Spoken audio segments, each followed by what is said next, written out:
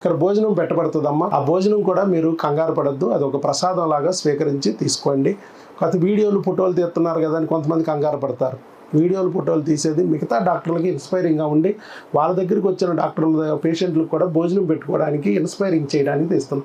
మీకు ఎట్లయితే ఒక వీడియో పెట్టాను నేను, సక్సెస్ వీడియో చూసాక మీరు వచ్చారు, వాళ్ళు మీరు లాభం పొందారు కదా. రేపు ప్రెగ్నెన్సీ వస్తుంది, ఏదో ఒక రోజు పొందుతారు మీరు. అట్లాగే ఇది కూడా వీడియోలు చూసి ఏ డాక్టర్ కూడా ఫుడ్ పెట్టలేనంత దారుణమైన పరిస్థితులే లేడు. 500 ఫీజు తీసుకుని మనమే 8 నెలల నుంచి పెడుతున్నామంటే నెలకు 2 లక్షలు 3 లక్షలు ఐవీఎఫ్ తీసుకునే డాక్టర్లు పెట్టలేరమ్మా. ఏం మరి అది పెట్టాలి, భగవంతుడు వాళ్ళకి ఆలోచన కలిగించాలి అనే ఆలోచనతో మేము ఇది చేస్తున్నాం అంతే. అందుకని మించేం లేదు. మీరు ఫుడ్ తీసుకునేటప్పుడు అది దేవుడు ప్రసాదంగా భావించి స్వీకరించండి. మీరు వెంకటేశ్వర స్వామిని నమ్మితే వెంకన్న ప్రసాదంగా, నువ్వు యేసు ప్రభుని నమ్మితే యేసయ్య ప్రసాదంగా, అల్లా నమ్మితే అల్లా ప్రసాదంగా భావించి స్వీకరించండి. మీరు ఇంటి దగ్గర కూడా అంతే, తినేటప్పుడు వండుకునేటప్పుడు దేవుణ్ణే భావన చేస్తూ వండండి. నా బిడ్డ రావాలి, ఇది విటమిన్స్ కింద, మినరల్స్ కింద, న్యూట్రియన్స్ కింద విడిపోయి చక్కగా నా బిడ్డ కింద ఫామ్ అయ్యి నా బిడ్డని ఎదిగించడానికి ఆహారం మూలాధారం, ఇది ప్రేముడి ప్రసాదం అన్నట్టుగా వండుకోండి, అన్నట్టుగా భోజనం తీసుకోండి. అది ఇంకొక ముఖ్యమైన విషయం చెప్తున్నానంటే, భోజనం ఎవరు పెడతారు పెడితే తినకండి.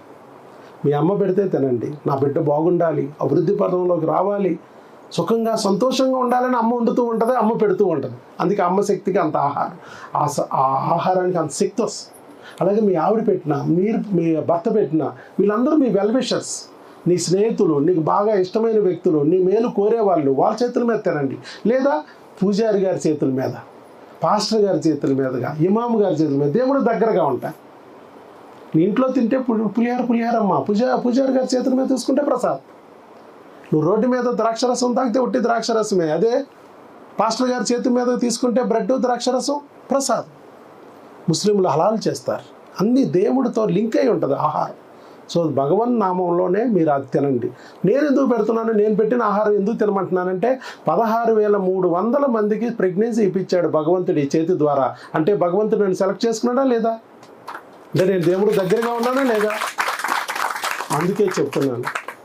అలాగే కొన్ని వేల మందికి అన్నదానాలు చేశా, కొన్ని వందల మందికి కుట్టు మిషన్లు, గ్రైండర్లు, మిషన్లు ఇవన్నీ ఇచ్చాం. ఎందుకంటే లేడీస్ వాళ్ళ కుటుంబ పోషణ నిమిత్తం చక్కగా వాళ్ళ కాళ్ళ మీద వాళ్ళు నిలబడటానికి ఇచ్చాం. స్కూల్ పిల్లలకి సైకిళ్ళు ఇచ్చాం. అలాగే కళ్ళజోళ్ళు, కంటి పరీక్షలు చేయించి స్కూల్కే తీసుకెళ్ళి, కళ్ళజోడు లేకపోతే పిల్లలకి కంటి పరీక్ష వల్ల తెలియక బ్లాక్ బోర్డు కనపడక చదువులు వెనకబడి హెడేక్ అని చెప్పి స్కూల్ మానేస్తూ ఉంటారు. తల్లిదండ్రులు కూడా ఏంటా వీడు స్కూల్ మానేస్తున్నాడు అలరాడు అనుకుంటారు తప్ప నిజంగా పాపం వాడికి ప్రాబ్లం ఉందని అనుకోడు. మేము అందుకే స్కూల్కే తీసుకెళ్ళి కంటి పరీక్షలు చేయించి కళ్ళజోళ్ళు 1,00,000 మందికి ఇప్పించాయి ఈ సంవత్సరం లయన్స్ క్లబ్ ద్వారా. 1,00,000 మందికి. సరే అమ్మ, ఇవన్నీ నేను చేయగలుగుతున్నానంటే భగవంతుడు నా చేతుల ద్వారా చేయిస్తే తప్ప నేను చేయలేనమ్మా. నేనేమి పెద్ద కోటీశ్వరుని కాదు.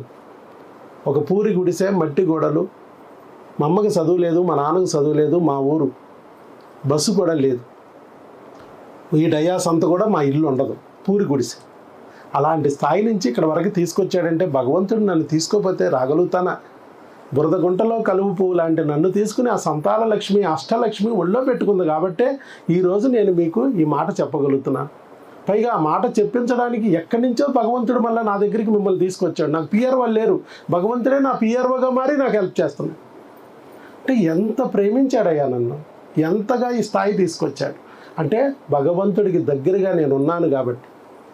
అసలు లేడీ గైనకాలజిస్ట్ వేరు, జంట గైనకాలజిస్ట్ ఉందంటేనే చాలామంది భయపడతారు. జంట గైనకాలజిస్ట్ ఈయనకేం వస్తారు పేషెంట్లు అంటే. అలాంటిది 16,300 మందికి వరల్డ్ రికార్డు సృష్టించాడు డాక్టర్ వైఎస్ బాబు. అంటే ఆయన నన్ను ఎంతగా ఒళ్ళో పెట్టుకోకపోతే ఇది జరుగుద్ది. కాబట్టి నేనేమంటున్నానంటే మీ స్నేహితులు, బంధువులు, శ్రేయోభిలాషులు, మీ పూజారులు, పాస్టర్లు, ఇమాముల దగ్గర ఎలాగైతే మీరు ఆహారం తీసుకుంటే అది దేవుడు ప్రసాదం అయిద్దో, అలాగే నా చేతుల మీదకు పెట్టేది కూడా నా ఇన్ని పుణ్య ఫలాల వల్ల, ఇంతమందికి చేసిన పుణ్యాల్లో ఎంతో కొంత మీకు చేరి మీరు అనుకున్న కోరిక నెరవేరి చక్కగా 12 బిడ్డ మీకు పుడితే మీరు సంతోషంగా ఉంటారనే ఉద్దేశంతో ఆ ప్రసాదాన్ని, భగవద్ ప్రసాదాన్ని వాళ్ళు ఇస్తారు. ఇది అయిపోగానే మీరు వెళ్ళే తీసుకోండి అమ్మా, స్వీకరించండి. ఎట్టి పరిస్థితుల్లో కూడా భేషజాలు లేకుండా చక్కగా భుజించండి. అందుకే చెప్తున్నాను, ఈ ప్రాబ్లం వచ్చింది మాకు. ఇక్కడి నుంచి 3 కిలోమీటర్లు ఎండలో నడుచుకుంటూ వెళ్ళి మీరు అక్కడ హోటల్కి వెళ్ళి మళ్ళీ తిండి ఇక్కడికి వచ్చేటప్పటికి పుణ్యకాలం అయిపోద్ది. రెండోది ఆ హోటల్లో కూడా 10 మంది కూడా కూర్చోడానికి సిట్టింగ్ ఉంటుంది. మీరు అందరూ ఒకసారి వెళ్ళారంటే అది 3 4 అయింది ఒకరి తర్వాత ఒకరు తిని లేసేటప్పుడు. పైగా వాళ్ళు ఏ ఫుడ్ పెడతారో ఏం పెడతారో మీకు తెలియదు, ఏ కంచాల్లో పెడతారో తెలియదు, అది వెజ్జో తెలియదు, నాన్ వెజ్జో తెలియదు, ఏ పల్లెం ఎవరు తిన్నాడో తెలియదు. ఇవన్నీ బాధలు భయాలు. ఈ గొడవలేమి లేకోకుండా ప్రశాంతంగా ప్యూర్ వెజిటేరియన్ భోజనం చక్కగా ఒక స్టెరైల్ కంటైనర్లో మీకు ఇచ్చేయబడుతుంది. నువ్వు తినేసిన తర్వాత కంటైనర్ డిస్పోజబుల్ డస్ట్బిన్లోకి వెళ్ళిపోతుంది. సో అందుకని మీకు చక్కగా ఆ ఏర్పాటు చేసింది మన మేడం గారు, మా ఆవిడ.